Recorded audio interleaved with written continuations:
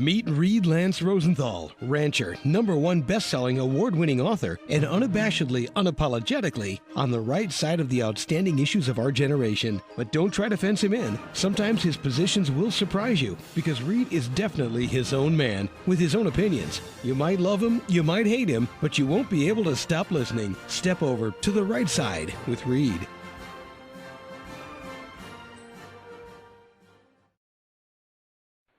This is Reid Lance Rosenthal on the Right Side Radio. Hello, Rocky Mountains. Happy Saturday. From Nebraska to Utah and Montana to New Mexico, welcome to On the Right Side. 101 Easy FM, Colorado Springs. Denver, 780 AM, The Monster.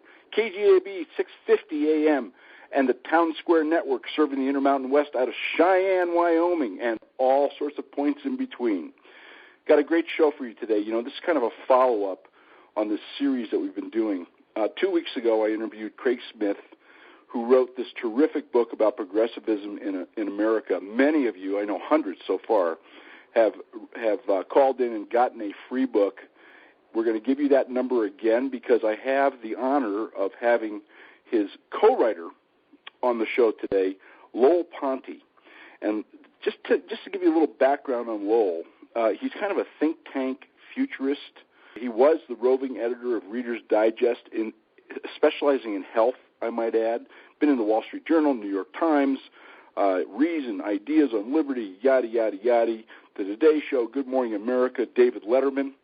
That dates us, doesn't it, David Letterman? And all points in between, folks. And he helped Craig Smith put together this terrific book.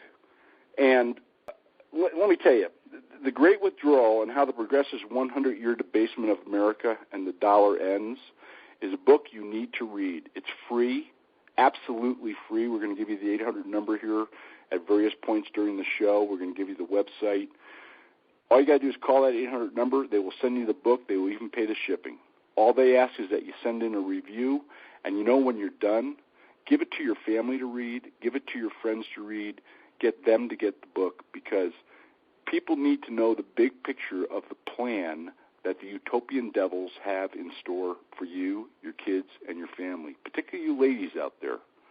I mean, you know, the boys can kind of swing it around, but you ladies, in the end, are the housekeepers and the homekeepers. So welcome to the show, Lowell. What a great honor to be with you, Reid. Yeah, absolutely my pleasure. It was a terrific interview with Craig. By the way, folks, on the rightsideradio.com, you can go back and listen to that first show if you missed it. I think there's been over 67,000 downloads of that show off the archives in just the last week or so. Pretty amazing. And I hope a lot of those people are getting the book, too. So, Lowell, let's start. I always like to start big picture. I would like to just explain from Craig's point of view, because he's a very modest guy. Sure. Someone who has the wealth of a Mitt Romney, self-made. But understand, Craig had already retired from the company he founded 30 years ago. He was just sitting around on the golf course, and suddenly one day he said, the country is going to hell in a handbasket for my children and grandchildren. We have to do something. So people ask, why do we give the book away? It's because Craig doesn't need the money. We're just trying to arm people with information and a survival guide here to try to restore the republic, bring back sanity, bring back the Constitution, bring back sound money, the things that will undermine and stop what the progressives have done, taking our country on a detour for the last 100 years. Yes, and an increasingly dark and deep detour, I might add. Daylight's wasting, folks. I don't know how much Craig got into, but what people need to appreciate is progressive is not just the same word as liberal. I mean, 19th century liberals are what today we'd call libertarians, who believe in free markets, individualism, individual responsibility, and self-reliance. We discussed Jefferson in his day being a liberal. Oh, sure. But yes. The essential point that people need to remember, in case they didn't hear Craig's interview, is that progressivism was part of a European movement, a collectivist utopian movement that went along with Darwin, that said humans are really just animals, there is no God. Interesting, though, today's progressives don't believe in God, but they do believe in Santa Claus. They do believe there's a guy with an infinite bag of free goodies they can give away through the government. They are collectivists. They believe you shouldn't even think of yourself as an individual. And they're utopians. They think with science, with the power of science and big enough government, which has taken the place of God, that they can create a utopia. They can create a heaven on earth here. The only catch is it has to be ruled by the really smart people like them. This is what Michael Bloomberg thinks when he says he's going to use the power of the state to tell people what they can eat, what they can drink, what they can say, what they can think, and so on, because that's how you make a perfect society. You see, they're spendaholics. They have taken all kinds of steps to destroy the old Constitution, which they regard as terrible because it limits the government, and they want government to be infinite. And in Europe, this same movement we call progressivism metastasized into Nazism, communism, Fabian and welfare socialism, and so on. It's all the same mentality. Absolutely, and Craig and I discussed the fact that, although a lot of people are confused about Nazism, they think it's a right-wing ideology. It was a National Democratic Socialist Party, and it all, as you say, it all came from the same wellspring, and that wellspring is alive and bubbling in the United States right now. Actually, in the book, The Great Withdrawal, we give the party platforms of the 1948 Progressive Party, a page out of Karl Marx, Communist Manifesto, and the Nazi Party Manifesto from the early 1920s, and they all read basically alike. Of course. They're all the same. Of course they all do. And I think you'll agree with me, Lowell, the Democratic Party that people used to know and support is gone. It's been totally taken over by the progressives.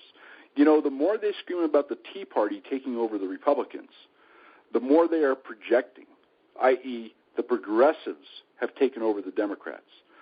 I want to remind people that everybody out there losing their health care, paying higher premiums, paying higher deductibles, listening to the president lie through his teeth and then lie about his lies, it was passed unanimously by Democrats, not a single Republican vote. So when you write those checks every month, when you get that cancellation notice, one party voted unanimously to do that to you because they knew. Yeah, Reid, they don't care. Not only are you right, but it's even more than that. When they were putting the bill together for Obamacare, they locked the Republicans out of the meeting rooms. Republicans were not even allowed to participate in creating the bill or to amend it or to discuss it even. They were locked out of the rooms. That's right, and Senator Enzi from Wyoming, he was the only person, one of the few, who correctly figured out, and the White House, of course, knew, that's been proven now in June 2010, actually debated and decided that lying was better than telling the truth. But he tried to introduce a bill into the Senate at that time, right after passage, saying that, listen, people are going to be losing their policies. They're going to be paying higher premiums. They're going to be paying higher deductibles. And folks, do you know what the fate of that bill was? Unanimously voted down by Democrats. Unanimous. Now, 6 or 7 of these petrified Democrats, scared of losing their power, like Mary Landrieu, are running around saying, let's pass that bill that Senator Enzi had 3 years ago. Sorry, the horse is out of the barn. Well, what's interesting is since the Democrats are the only ones who passed this, if we have these massive expenses passed on to taxpayers, including $600 million for this botched-up website, I think only the Democratic Party should have to pay for that. Why should the taxpayers pay for that? I happen to agree. Well, last week I interviewed Dr. Kawa, who's brought a lawsuit against Barack Obama, the Internal Revenue Service, you name it, and a very courageous guy. And he has standing, and he has a terrific point. I think he's going to win, although it's going to take time because any delay is the ally of the Democrats. Delay is the ally of the Democrats. What we ought to be doing is taking this law exactly as written and saying, cram it down your throat. You passed it. You've jumped up and down about how it was passed by both houses of Congress, never mind that fiasco, and it's been affirmed by the Supreme Court. Live by it. No changes. It lives or dies on its own sword. But that's the show last week, folks, if you want to listen to it, because it's a fascinating show.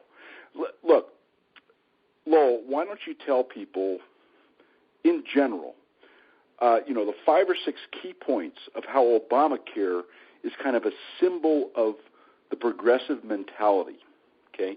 I believe you have a name for Democrats. Tell us that name.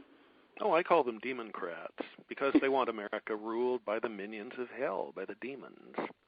I know that sounds slightly hyperbolic, but look at what they're doing. You know what I had to point out even to Craig, because Craig is a devout Christian who originally thought President Obama is just trying to do his best for the country. And I said, look, I'm a science journalist. If somebody flips a coin 50 times and it comes up tails every time, you should have a pretty good idea that this is not an accident. President Obama, every single policy he has ever implemented has been harmful to the country. Do you think that's an accident? No, if he were just trying to do good, at least some of the things he'd try would actually be helpful. But I've harped on that on my shows. Every single decision, every act and lack of act of Obama and his minions is a choice. You have to make a choice to not act. You have to make a choice to act. And you're right. The coin comes up 50 out of 50 times, tails for America. You're 100% correct. Yeah, but Obama is just part of an unfolding progressive manifestation here. 100 years ago, 1913, the first year Woodrow Wilson takes power as our progressive president, what does he do? He eliminates direct election of senators by state, the selection of senators by state legislatures, undoes a major part of the Constitution and states' rights right there. Second, they implement the progressive income tax, which was called for by Karl Marx in the Communist Manifesto as one of 10 ways to destroy capitalism. Don't tax people equally. Don't give people equal protection under the law. Tax the heck out of the rich and transfer that wealth to the poor, who will then be a voting constituency for you. Number 3, create the Federal Reserve Board, whose mandate in the first paragraph of the legislation initially was not to protect the money, it was to furnish an elastic currency. That's the language of the law. In other words, begin doing away with that nasty old solid gold currency that is not elastic, that politicians were therefore not free to print all they wanted of. Because when you do that, you restrict the size of government. And above all, progressives hate the Constitution, because the Constitution limits government, and government is their new God. Government is what replaced God in their pantheon, and therefore they want no limitations whatever on the government. This is why they constantly talk about how we have to replace the Constitution or fix the Constitution. They don't want limits. And therefore, what they have given us is by the way, those two things were designed to work together. Most people don't understand. The income tax and the Federal Reserve. Because when you take away a solid gold-backed currency from people, and you just want to give them a worthless piece of unbacked paper and call it money, call it Federal Reserve notes, how do you persuade people to accept that? Well, very simple. You impose a massive new tax and then declare that the tax must be paid in the new money. And suddenly people are forced to live in the new money. They can't live in the old money anymore. One of the results of progressivism will be, eventually, if we don't get it halted, a collapse of the currency, which is in effect happening and has been happening for 10 or 15 years, but now at an accelerated pace. Oh, sure, but again, one of those bills costs in your pocket right now are already like stock shares in a bankrupt company. Yes, that's exactly what they are. Great analogy. See, what we now have is a faith-based currency. And I don't mean the full faith and credit of the United States, an expression that makes people snicker now when they hear it. I'm talking about people believing that the money is real. That's right. Tom agreeing to accept $10 from Sally for a book. That's all that bolsters this economy right now. Right, but don't worry. Very, very soon we're going to do away with the money anyway, because we're already starting to move to a cashless society. And when that happens, all transactions will go through a government computer. And when that happens, every transaction will be taxed. You know, if you want to give your son $100 to congratulate him from graduating from high school, there will be an automatic 20% tax applied to that. Yes, and if they have their way, a value-added tax, so that they can impose that tax at every level of production and distribution. Well, one of the biggest taxes in society is actually inflation. In fact, in 1946, the head of the New York Federal Reserve Board was giving a speech, and had had too many drinks, and blurted out in the speech that, we don't even need to tax you people anymore. All we need to do is print the money. I mean, this is why the government can never really go broke. It prints the money. And because of that, they print the money. That has the effect of devaluing every dollar that you've honestly earned and saved. In other words, like a vampire, it sucks its value out of your money. That's even right, if folks. your money Look, is hidden, even if the government doesn't know you have it, even if you work on the black market, they can still tax you.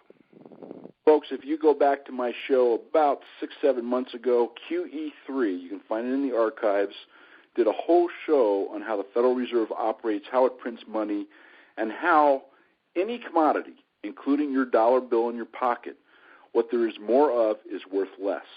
It's just that simple. When you increase money supply, each element of money supply, each dollar is worth less. And they call that the stealth tax. And by the way, it's one of the bigger taxes in your life. And you know it every time you go to your local Safeway or supermarket and try and buy produce, try and buy meat. I mean, you've seen the prices going up. You know what's going on. It's just kind of, you got to step out of your normalcy box to understand it in the big picture, which brings us to Obamacare. Lowell, tell us, in your opinion, what the 5 or 6 biggest indicators of this progressive foundation, this progressive cornerstone of progressive ideology, what you see those as in Obamacare. And then we're going to talk about, in the very big picture, how Obamacare fits into their plans. Well, number one, Obamacare gives the government control over life and death. I mean, government and the IRS, as they now say of Obamacare, it is government health care with all the efficiency of the post office and all the compassion of the IRS. Wonderful system.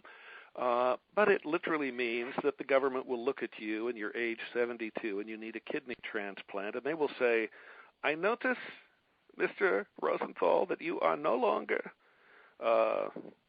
paying taxes, and therefore you are a burden on the state, and therefore it would be better for the country if you just take this pain reliever and go off and die. We will not pay $100,000 to give you a kidney transplant.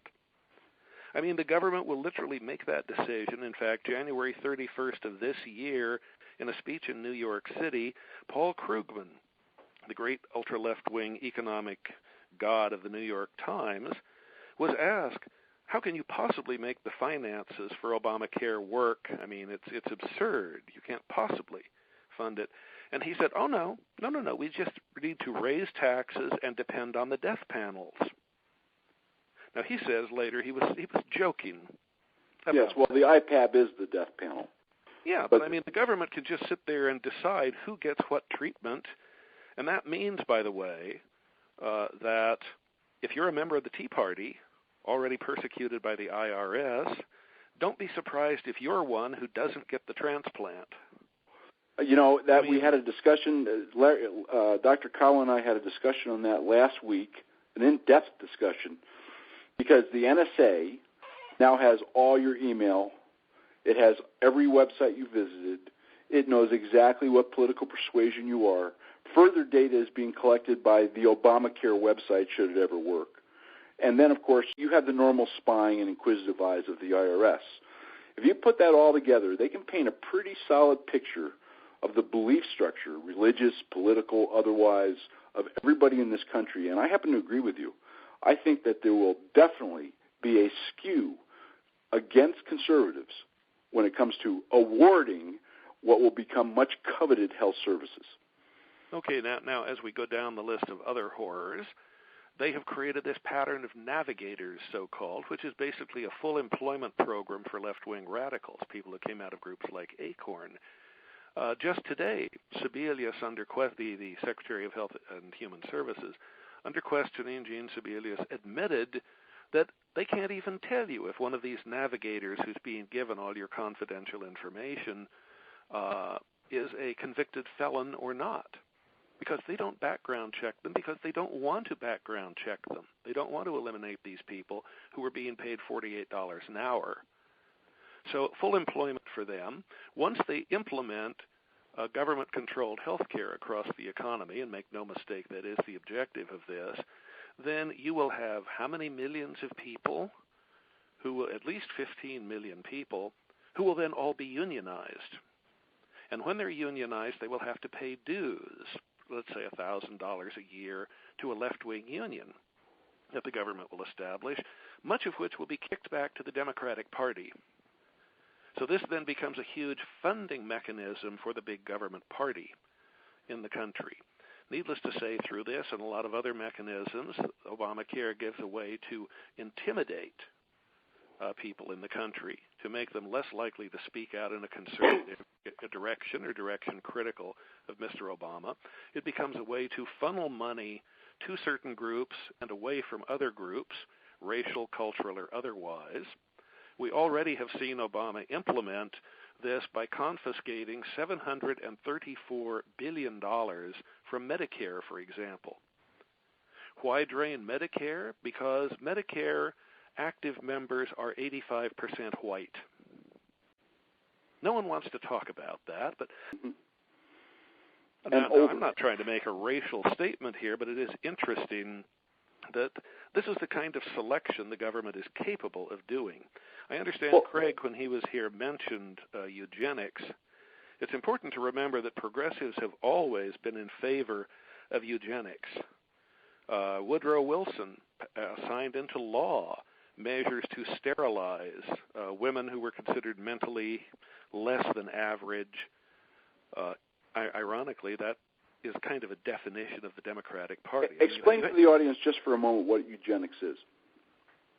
Eugenics is basically treating human beings the way we now treat racehorses or dogs or other species that are simply bred to have certain characteristics. And the way that's done is you eliminate the members of those groups that don't have the desired characteristics.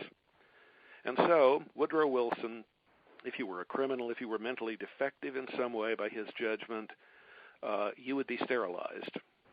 You would be cut off so that your gene pool would not go into future generations. By that system, for example, imagine Abraham in the Bible, the father of the Jewish people, and all of them. Suppose he had been subject to a eugenics system that decided to kill him. The entire Jewish people would be killed at one blow by killing the father of the Jewish people. And each of us, theoretically, is the father or mother of an entire new branch of the human race out into the future. Now, Woodrow Wilson was perfectly willing to cut that off, as were most progressive. That got a little bit of a bad reputation when Hitler applied it to killing 6 million Jews. But Obama has continued the tradition. His first science advisor, John Holdren, was a man who'd co-authored a book advocating adding chemical sterilants to the world's food and water supplies, with government controlling the antidote. Now think about that. Holdren was his science czar. Yes, folks, exactly. Go back in the archives. I've done 2 shows on Obama's czars. You can hear all about each and every one of them, every juicy little tidbit, the books they've written, what they really believe. And remember the words of our dear leader when he was running in 2008, judge me by who I associate with. Yes, and I don't mean to be repetitive here. I know you've been a wonderful source of education for the people, Reid. I'm just trying to create one coherent picture of what progressivism is really like. Absolutely. You're not being repetitive. You're not being repetitive at all. A bunch of new stations have joined. People like Michael Bloomberg who just want to say you can't buy a 32-ounce glass of soda at your local restaurant. This is a movement that is willing to literally kill the people it dislikes. Now imagine a future Adolf Hitler, and remember Hitler was also a progressive. He was also of this same movement, and he has the power of life and death at the level of saying, you will not be allowed to have children. Imagine, this is a dream for a genocidal maniac like Hitler. He just says, oh, well, you're a Jew, you don't need to apply for the antidote so you can have children, because we're not giving any chance to have children to Jews. We're not giving any chance to have children to members of the Tea Party. We're not giving any chance to have children to people who ever criticized me or the progressive movement. I mean, they would literally have that power, and that isn't a long past 100 years ago president. This is Barack Obama. This is a man he appointed as the chief controller of his science policy in the White House, the same way that this summer they opened a mind control office in the White House. They began bringing together the same scientists who'd been part of that nudge movement that Obama used to get elected in 2008 and reelected in 2012. People who know how to manipulate thought processes and judgments as a way of forcing people into deciding that they were really for Obama. It's what one famous leftist liked to call the manufacture of consent. Well, Obama is now manufacturing consent to the degree that he has it, but he hasn't been too successful because in recent polling, 60% of the American people believe he is now governing without the consent of the governed. And if you remember the Declaration of Independence, that was the standard that made a government legitimate or illegitimate. So 60% of the American people recognize Obama is illegitimate. But these are the kind of powers they try to exercise. They're literally using neuroscientific mind control techniques on the populace, but now they're so afraid of losing power that they've had to go from the nice, let's drug people with soma and easy money, let's hypnotize and addict people, and they'll go along with us that way. We'll give them a government check and just buy them off. Now Obama has gone to heavy power, the kind that George Orwell talked about in 1984.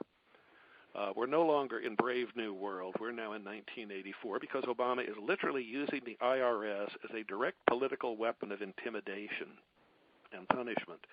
He is literally using the NSA to create mass dossiers on every single American to spy on us. And in my opinion, using those dossiers to manipulate, coerce, and get rid of people in the military and in Congress and in other branches of the government. Oh, sure. Now understand, they will tell us they're only gathering megadata. They're only finding out who you called and for how long. There was, ironically, a study. Yes, and you can keep your policy and you won't lose your doctor, period. Yeah. There was a study in the left-wing magazine Slate that used to be associated with the Washington Post, in which an expert asked the question, Paul Revere, suppose like in that TV commercial he had a cell phone. What could you do just using megadata tracking Paul Revere? And they analyzed, you'd be able to track down basically every important person in the American Revolution and snuff them out by using that kind of megadata. So it's not an innocent or casual thing that they're doing. By the way, our theme for today, if you like themes, I know I do, comes from P.J. O'Rourke, the great writer at Rolling Stone, the comic writer and conservative, who said, liberalism is just communism sold by the drink. It basically sums it all up as we live now with the man I call our blame duck president. Not lame duck, blame duck. Because whenever anything goes wrong, he instantly blames others and ducks responsibility for himself. But you know how they used to govern, and to some degree still do. Progressives are trained to break your legs and then offer you a crutch and expect you to be grateful for it. They basically take enough from your life in taxes, in regulation, and so on, that you cannot quite pay for your own retirement anymore. You can't quite put your kids through college. You can't quite do a lot of things because they've siphoned off so much of your life. Basically, the average American now pays more than 50% of his or her income in direct plus hidden taxes in the country. I think a recent calculation by Americans for Tax Reform for what they call cost of government day is that if you factor in regulation as a cost, and it really does act like a tax in many ways, then you would have to work from January 1st till about August 11th or 12th to pay all that government imposes on you.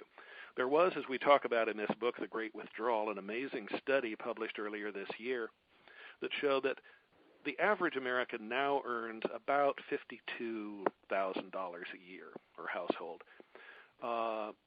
That's down about $3,000 under Obama in his 5 years. But at that level, you're not really doing all that well. Suppose we could magically subtract the last 60 years of nanny state, we want to control everything in your life regulation, that progressives have imposed, these economists calculate if you could take back just those regulations, the average American household income each year would be $330,000 today.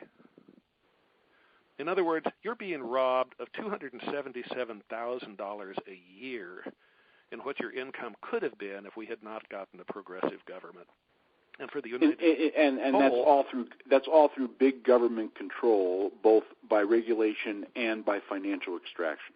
Yeah, because you wind up paying for all those regulations. If they say that of course a car headlight has to have a particular shape, so they have to redesign the whole car around that, then you wind up paying the higher price of that in higher cost. You don't see it as a tax, but it acts like a tax on your life. And if they're regulating everything, remember the big thing about progressives is they believe they're smarter than you are, and they're entitled to control everything in your life because of that. They're control freaks. It's what it comes down to. They're megalomaniacs. Just look at Barack Obama. Listen to him speak. This is a guy who has a Napoleonic complex. This is a guy who believes he is so superior to you that he can look you in the eye 5 minutes after you've seen videotape of him saying something and deny that he ever said it. And he expects you to bow down and believe him. I mean, Fox News has in recent weeks just been showing us 24 different clips of Obama promising you would be able to keep your health care, period. And by the way, no to the credit no qualifier, and he just lies about it. Yeah, listen, to the credit of the mainstream media who are late to the scene. Well, that is psychopathological. Yes. But you see, what progressivism preys on is the reality that the great French philosopher Friedrich Bastiat described in his book The Law 150 years ago. And that is that government has become the illusion by which everybody tries to live at the expense of everybody else. The problem, said Bastiat, is that government lives at the expense of all of us.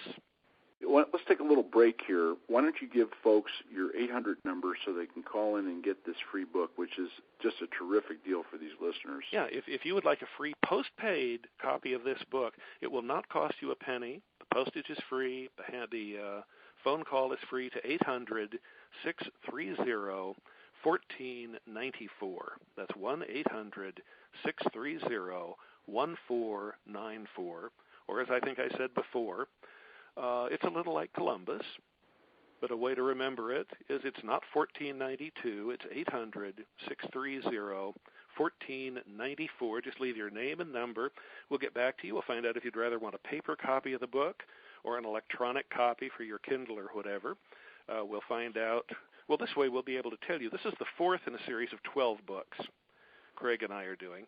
And we'll be able to inform you when the next books come out. You have some previous terrific books, too, Lowell. The Inflation Deception, which came out in June of 2011, Crashing the Dollar, which came out in August of 2010. And you have also been a co-author of two big white papers, right? The Uses of Inflation and Remaking Money. Our book preceding this one, which was The Great Debasement. Perfect. And, folks, we're going to give you that number toward the end of the show again. Listen, you on the right side listeners, this is a terrific deal. It's a book you need to read and you need to share. Trust me on this. You really need to. Land, for love and money. The beauty of the land provokes something primal. It fills us with awe and makes us yearn for land of our own. My land, those words evoke a sense of security and a place in the world. Yet the word land also evokes nitty-gritty financial issues, business, improvement, taxes, profit. In Volume 1 of Land for Love and Money, rancher Reid Rosenthal uses his award-winning style to tell us real stories, the hard-hitting truth your banker forgot to tell you about all types, sizes, and locations of land for those drawn to land purchase, ownership, management, preservation, and sale in good times and in bad. Reid's intense love of the land, his devotion to wild and remote places, and his extensive experience with land purchase and sale throughout 2 continents make him uniquely qualified to write Land for Love and Money. A bestseller already, Land for Love and Money is available at landforloveandmoney.com, Barnes & Noble, Hastings, Amazon, and fine bookstores everywhere. This is Reid Rosenthal on the Right Side Radio. Welcome, listeners. KGAB, AM 650, Cheyenne, and the Town Square Network. Easy 101, Colorado Springs, and 780 AM, Denver. That's right, Rocky Mountains, Montana to New Mexico, and Utah to Nebraska. We're back with another show. So, Lowell, we got Obamacare. What do you think? And I'm going to tie this into kind of the big progressive picture here, which is disgusting. But what do you think is going to be the ultimate result of Obamacare?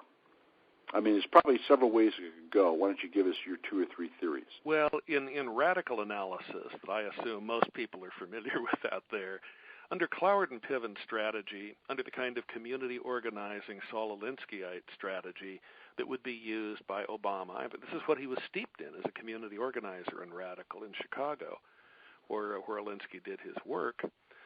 What they're trying to do is a 2-step process. Step 1, destroy the existing system.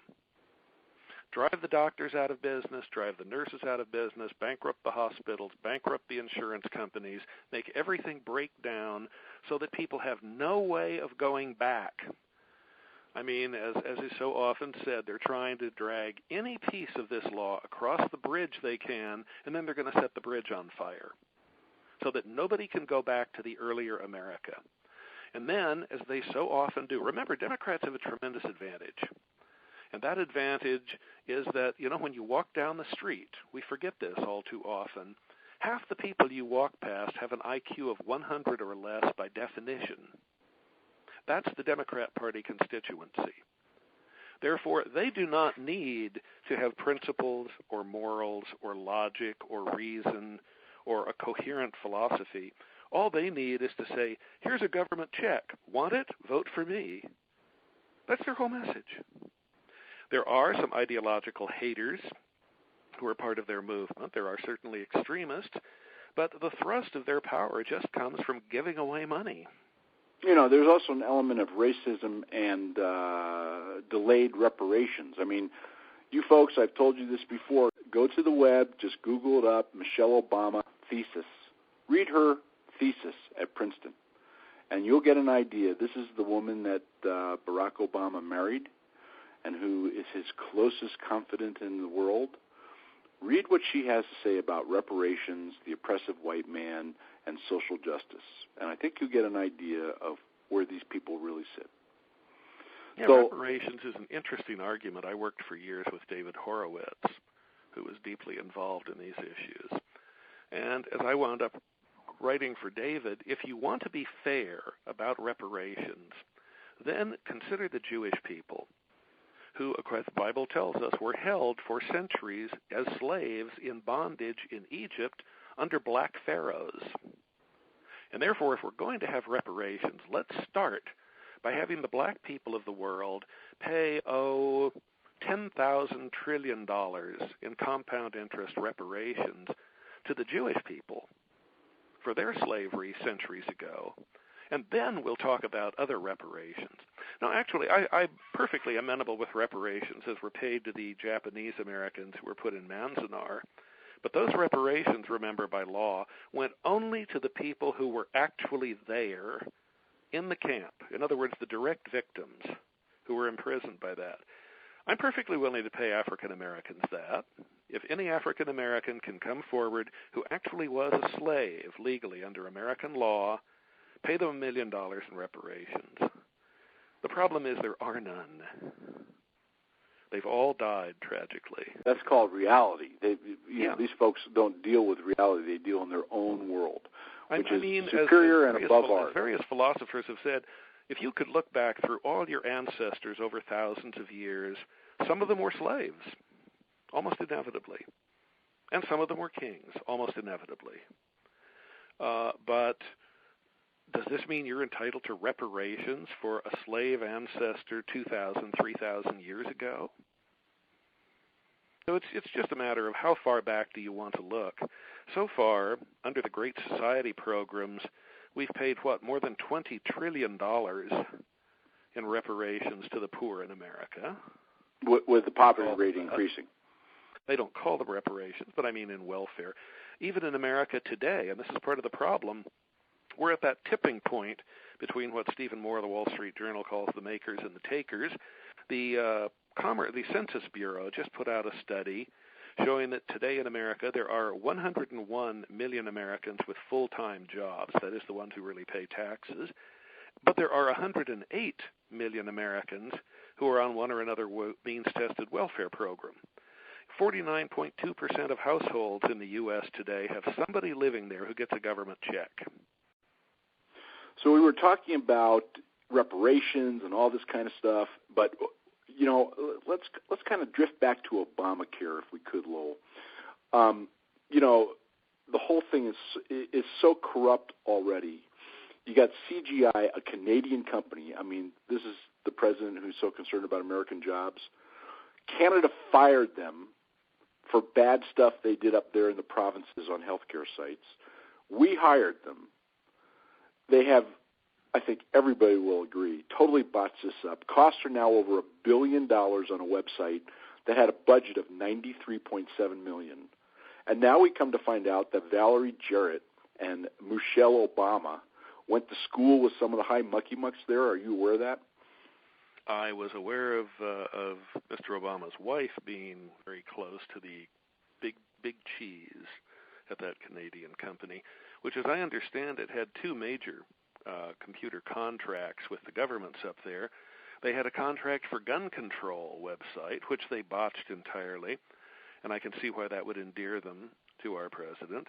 And apparently they were in charge of a healthcare website for the province of Quebec, which they also botched. Yeah. So they did not have a good reputation coming here. To get a no-bid contract and give it to a foreign entity as opposed to an American company is rather interesting, isn't it? Well, not only that, after botching this just a week ago, they were awarded 3 new contracts, about $7 million, which I'm sure, given our experience with them, will be $70 million when they're done, on no bid other work, not including health care. I mean, it boggles the mind. But it does more than that. It insults every American taxpayer. I mean, this is like the president sticking his thumb in the eye. Oh, yeah. Well, look, the president couldn't care less about other people's money. In fact, I think the whole deal is to try and spend as much. I really do. I think the whole deal is to try and spend as much as possible because it goes back to that Cloward and Piven theory. Oh, sure. And folks, break the current system. Break the current system. And, folks, I've done several shows on it. You can go back in the archives, get all the details, get the links, the whole 9 yards. But Cloward and Piven were 2 Columbia professors, very left. They still are. If you look at the photo of the Moto Voto Act being signed by Bill Clinton, which is really what kind of geared up Acorn into full tilt, the 2 folks standing behind him were Cloward and Piven. So they've been kind of high mucky-mucks in the ideological sense in the Democratic Party since at least the 1990s. Their theory, though, orchestration of crisis, basically said you don't have to have a revolution and you don't have to, get bloody to overthrow capitalism. Merely overburden it with financial entitlement. That's exactly what we see happening. That's exactly why Obama's and the progressives' reluctance to do anything on entitlements, even though every actuary in the world says they're broke. Oh, sure. And as we describe this, talking about Cloward and Piven in our book, The Great Withdrawal, we're actually in a multi-step process. Step number 1, destroy the old healthcare system. Then drag your new system across the bridge and set the bridge on fire so that people can never go back to the old healthcare. I mean, this is interesting. As Britt Hume said the other day on Fox, Obamacare promised to insure the uninsured. What has he done instead? He has uninsured the insured. And deprived them of certain insurance companies in certain areas. Oh, of their course. Doctors, their hospitals. I mean, the infrastructure is being torn down before our very eyes, and they're doing the same thing on the entire financial system, i.e. the Federal Reserve printing press, i.e., uncontrolled spending, i.e. not one glimmer of trying to get waste and fraud under control. Coburn has his report out. He does it every year. He identifies $200 billion a year that we're wasting in duplicate programs and waste. The GAO has their study out, $67 billion. That's $267 billion a year. It would be a snap of your fingers to save that money, not one step toward it. Not one step toward it. You want to repatriate capital to the United States, get this economy going, lower the corporate tax rate. As we said, when John F. Kennedy was president, half of every tax dollar went to national defense, which was its own kind of welfare program in many ways. But today, 2/3 of every tax dollar simply go for transfer payments. The government is just a big money transferring machine from your pocket to the pockets of those the politicians deem more worthy than you are of having the fruits of your labor. And so it is. Obamacare is a massive wealth transfer machine, as much as anything. But what's frightening is it is now a huge cause of stress in the country. In fact, as you know, which I, as the former health roving editor at Reader's Digest, have identified as a new medical hazard, as something dangerous. Now, understand, in healthcare, the very first rule, going all the way back to the Hippocratic Oath, is first do no harm. Well, he's doing massive harm in the name of making America healthier, because stress is deadly. Stress is a poison in the body. Stress is a causative factor in heart attacks, in cancers, and other ills, and he is dumping that on the American people in spades. The Kaiser Family Foundation says by the time this is done, at least 93 million Americans will have lost their health insurance. And they're still lying about it. I mean, they're still trying to weasel out of their first lie with another lie, which is only going to affect 5% of the market. This is nonsense. This is going to affect 30 to 40% of the market. Sebelius admitted it under oath a week ago. I will differ with you in one minor quibble here, Reid, and that is it's going to drive 200,000 doctors out of the profession. It's going to drive 800,000 nurses out of the profession. Even if you think it isn't touching you, if you're on Medicare or whatever, you're going to have far less effective medical care than you had before, whoever you are, unless you're a multi-millionaire who can fly in your own doctor from somewhere. And you know what? That ties right in with a recent speech. In fact, I believe the video is on your site, which we're going to direct people to here at the end of the show, which is close, and on our site by Krugman, the famous friggin' left-wing Keynesian economist that the New York Times has as their staff economist. Folks, you need to listen to this video. Ladies, you care about your parents, you care about your kids, you care about your hubby, or hubby, same thing for you. This guy basically said death panels must happen. Remember everybody laughing at Sarah Palin? Do you remember me jumping up and down about the IPAP, the rationing board?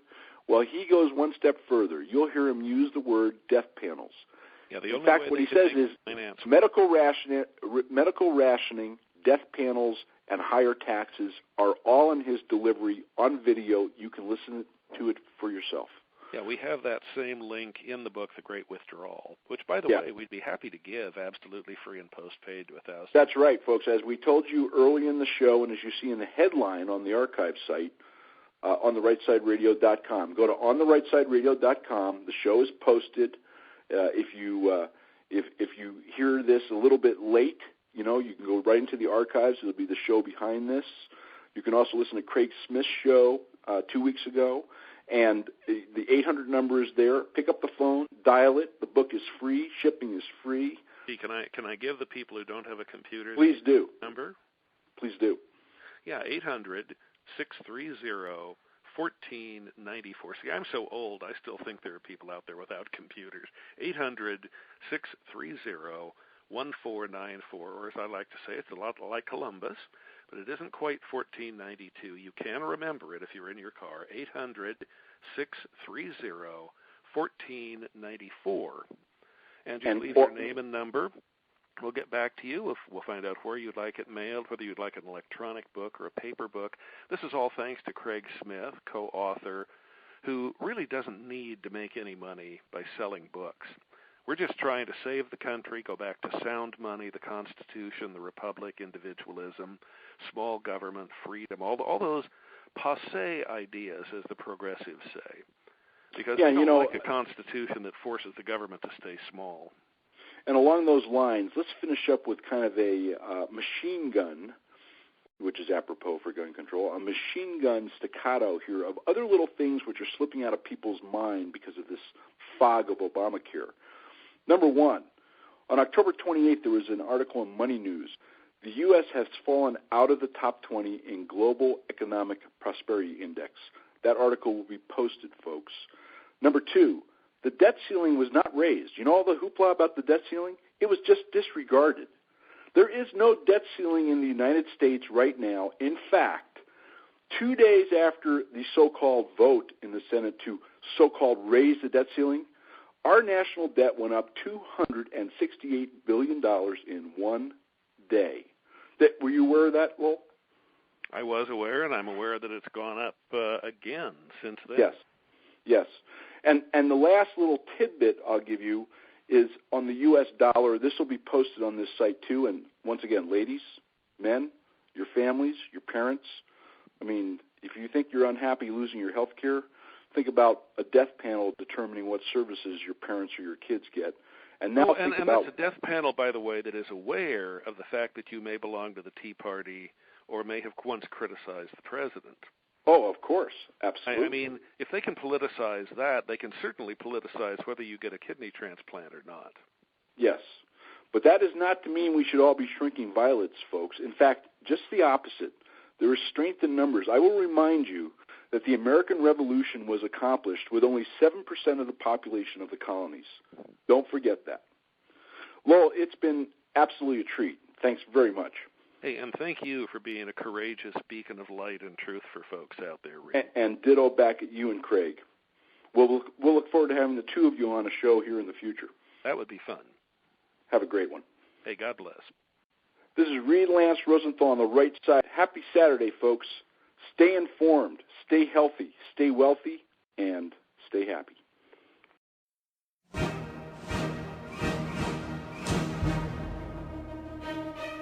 For more information about Reid and his work, please go to OnTheRightSideRadio.com. There you can also click to purchase the first 2 volumes of his #1 best-selling historical Western series, Threads West, An American Saga, and Maps of Fate. And now the first volume of his new nonfiction series, Land for Love and Money, is available everywhere, or go to landforloveandmoney.com. That's Land for Love and Money. We'd also like to remind you that if you've missed any shows, you can go to the show archives on Reid's OnTheRightSideRadio.com webpage. We look forward to seeing you again next week for another episode of Reid Lance Rosenthal on the Right Side.